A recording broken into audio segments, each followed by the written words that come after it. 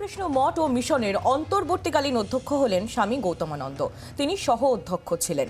আমরা যে খবর দিকে নজর রেখেছি, তিনি সহ অধ্যক্ষ ছিলেন এবং স্বামী শরণানন্দের প্রয়াণের পর অন্তর্বর্তীকালীন অধ্যক্ষের দায়িত্বভার নিলেন তিনি।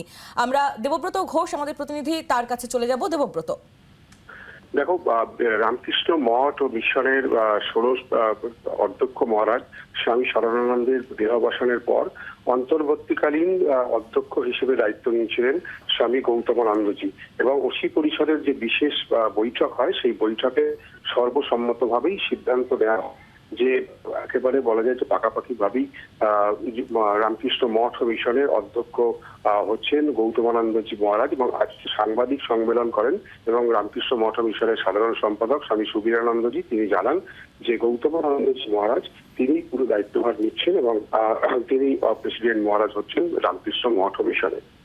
ধন্যবাদ দেবব্রত।